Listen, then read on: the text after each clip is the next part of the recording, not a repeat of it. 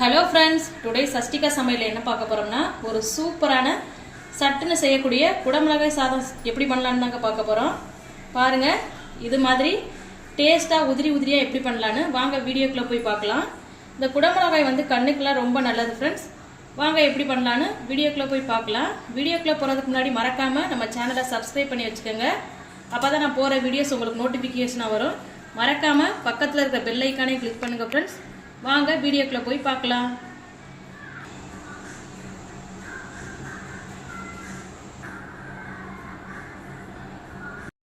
குடமிளகாய் சாதத்துக்கு தேவையான பொருட்கள் என்னன்னு பார்த்துடலாம்.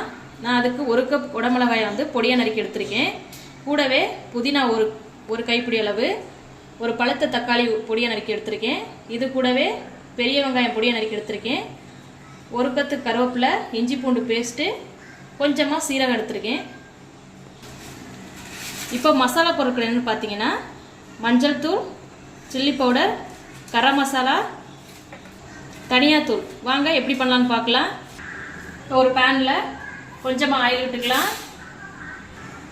இப்போ ஆயில் சூடானதும் நம்ம எடுத்து வச்சிருக்கிற சீரகத்தை ஆட் பண்ணி கிளறி விட்டுக்கலாம். சீரகம் பொரிச்சதும் இது கூட வெங்காயம் ஆட் பண்ணிக்கலாம். வெங்காயம் ஆட் பண்ணிட்டு பொன்னிறம் வர வரைக்கும் நல்லா வதக்கிக்கலாம். வெங்காயம் நல்லா வதங்கி வந்துருச்சு. இது கூட இஞ்சி பூண்டு பேஸ்ட் ஆட் பண்ணி நல்லா கிளறி விட்டுக்கலாம்.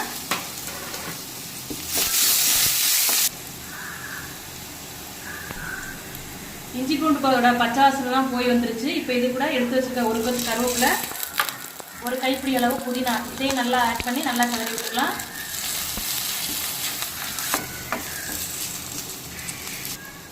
இப்போ புதினா நல்லா வதங்கி வந்துருச்சு. இப்போ இது கூட நம்ம நறுக்கி வச்சிருக்க தக்காளியை ஆட் பண்ணி நல்லா கிளறி விட்டுக்கலாம்.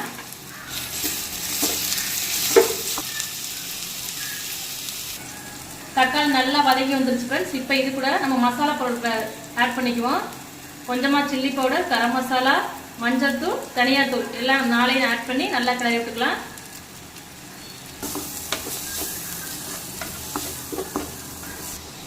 இப்போ மசாலா பொருளோட பச்சை வாசனை போய் வந்துருச்சு. இப்போ நம்ம சாதத்துக்கு தேவையான அளவு உப்பு ஆட் பண்ணி கிளறி விட்டுக்கலாம்.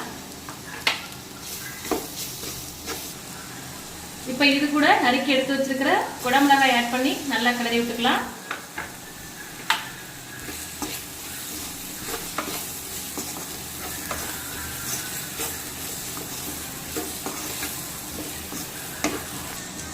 இப்போ குடமிளகாய் வந்து எண்ணெயிலே 1 நிமிஷம் வந்து நல்லா வதக்கிக்கலாம்.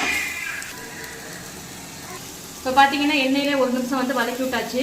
இப்போ இது கூட குடமிளகாய் வேகிறதுக்கு நம்ம 1/4 கப் அளவு தண்ணி ஆட் பண்ணி நல்லா வேக வச்சு எடுத்துக்கலாம்.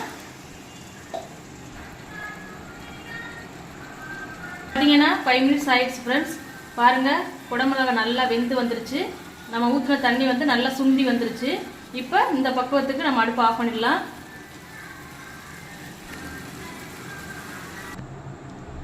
இப்போ இது கூட நம்ம எடுத்து வச்சிருக்கிற சுட சுட சாதத்தை இதெல்லாம் கொஞ்சம் கொஞ்சமாக ஆட் பண்ணி நல்லா கிளறி விட்டுக்கலாம்.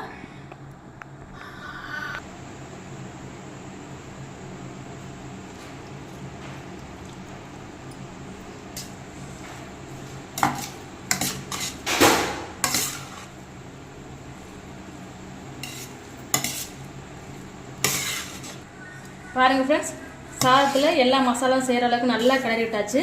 பாருங்க எவ்வளோ சூப்பராக உதிரி உதிரியாக அருமையாக வந்திருக்குன்னு குடமிளகாய் சாதம். நீங்களும் இந்த ரெசிபியை கண்டிப்பாக மறக்காமல் ட்ரை பண்ணி பாருங்கள். ட்ரை பண்ணி பார்த்துட்டு டேஸ்ட் எப்படி வந்துச்சுன்னு மறக்காமல் கமெண்ட்டில் சொல்லுங்கள் ஃப்ரெண்ட்ஸ். லைக் பண்ணுங்கள், ஷேர் பண்ணுங்கள், கமெண்ட் பண்ணுங்கள் ஃப்ரெண்ட்ஸ். தேங்க்யூ.